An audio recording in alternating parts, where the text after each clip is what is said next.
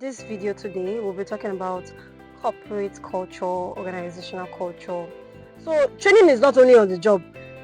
Skill training is there, technical skills, soft skill training is there, technical skill training is there. Learn about the organization. Was there proper orientation for this lady when she resumed, or you just assume that she will know what to do?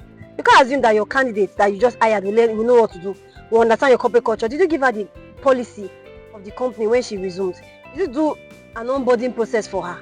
Did you do an orientation process for her?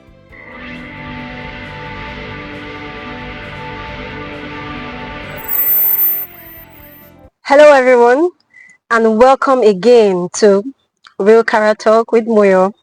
My name is Moyo Olaleko, Moyo Sola Olaleko, as you already know, and this video today we'll be talking about corporate culture, organizational culture, and what is expected of companies when they are actually hiring and bringing on new staff, what onboarding should look like, and the essence of it. Why is it necessary that companies should actually do onboarding for their staff? And because it's real career talk, I'm going to actually be reading from a chat with one of my clients. So recently we hired for a client. We hired a particular position. I won't say the position, but we got a first class candidate for that role, and they liked the person. They said the person was intelligent, the candidate was intelligent, this and that, like ticked all their boxes for that particular position. And so they hired the person. Right? Now, after like maybe 2 weeks, 3 weeks, the hiring manager gets back to me. Don't forget, I run most HR services. Most HR services is Moyo Solar Consulting Services, and one of the things that we do is we do all HR services for companies. We help them do recruitment, hire top talents. So we connect top talents to organizations, both local and international. We also do offshore hiring, and so we do a lot of things, in other HR structures and all that stuff. Now, let me go straight into this work culture. Why is it necessary? Now, I'm going to be reading what happened between myself and my client, the hiring manager for this particular company. Right? I told you earlier that they had recruited for a particular position and they actually liked this candidate. But guess what? They're coming back to me after maybe 3 weeks after the person has resumed and coming to say, complain. Well, it's accepted, because nobody's perfect. And that's the essence of having an onboarding, in an organization. You cannot overlook it. Now, this is it. Let me go straight into what we'll be discussing. Now, I'll be reading my chat with the client. Now, she says, how are you? How's work and family? This your let me give the name of the person. Let me just look for a name. This your Ada. She talks too much, doesn't focus on the work given to her. I guess our perception about her was the opposite. I'm reading from my laptop, so I guess our perception about her was the opposite. Yes, she's intelligent, but she's not smart. She puts her mouth into talks that's not a business. Fo, cho, too much. My boss got upset with her 2 days ago. She jumps too much, doesn't listen to understand before replying. She just wants to reply without wisdom.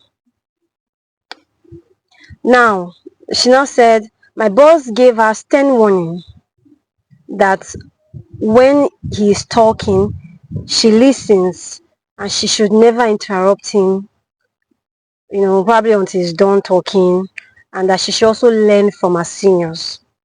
I think you should speak to her to control her mouth. This is what I was told. And it's not all conversations that she should put her mouth.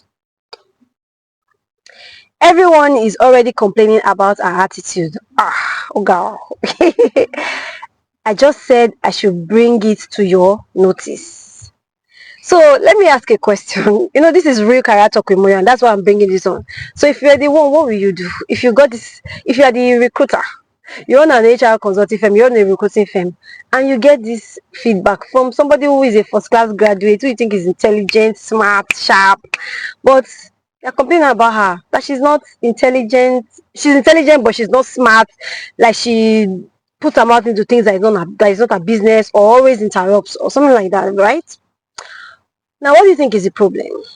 What do you really think is the problem? Now, let me. Should I tell you what my response to this chat was? Can you guess? Just guess. Try and guess what my response was, or what do you think my response would have been to this kind of chats? Okay. Let me read my chat. Let me read my response, and after I read it, you tell me what you think about it. Because I definitely want to know what you think, right? If you were the recruiter like me, what do you think? What will you do? Will you call the candidates right away and say, Ada, you did this, you did this, you did this, you did this. They're not expecting this from you. Will you do that?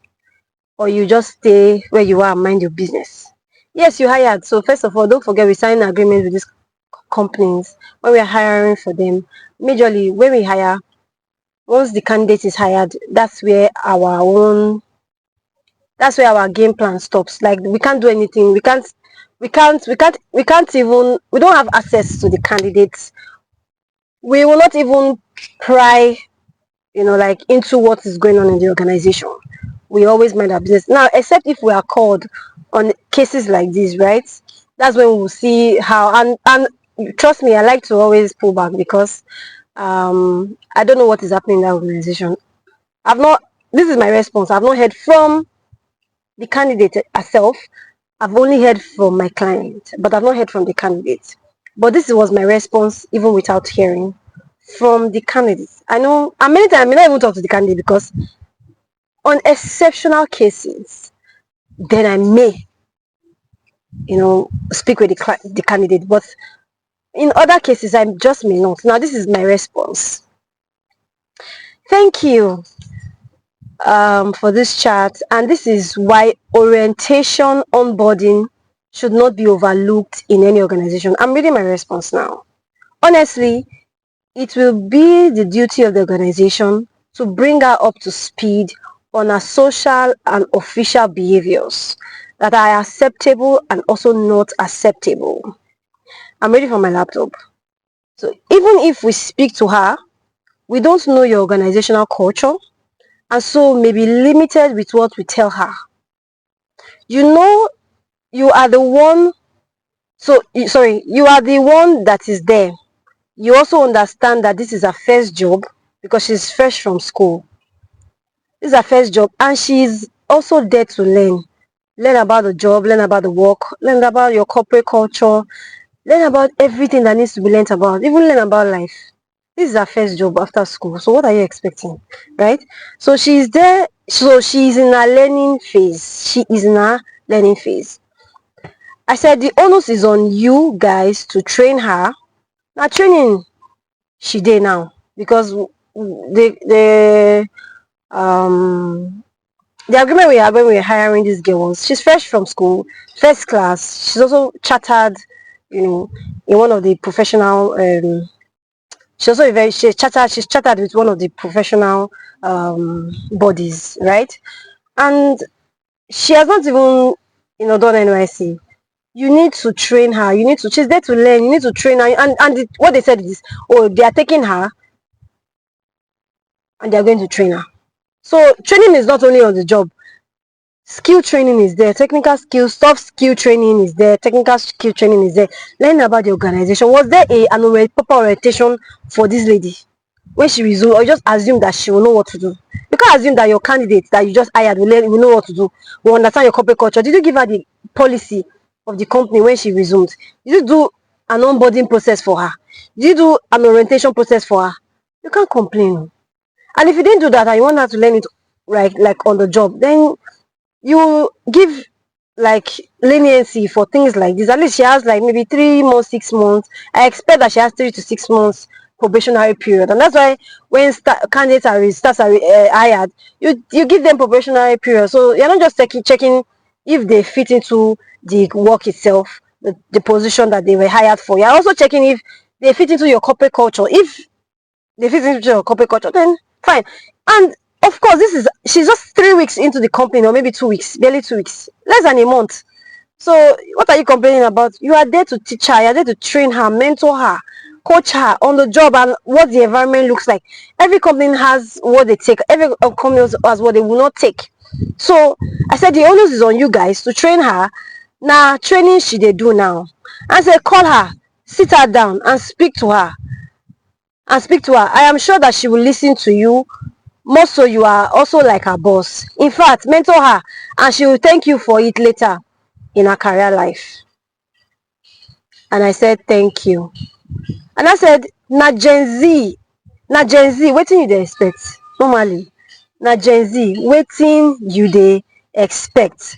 So if this is, if she's Gen Z, what are you expecting her to actually say? She's Gen Z. A Gen Z person, there's already an expectation. Maybe she feels like, oh, she needs to respond to everything that is said. She needs to, like, she thinks she's still maybe dealing with her colleagues in school.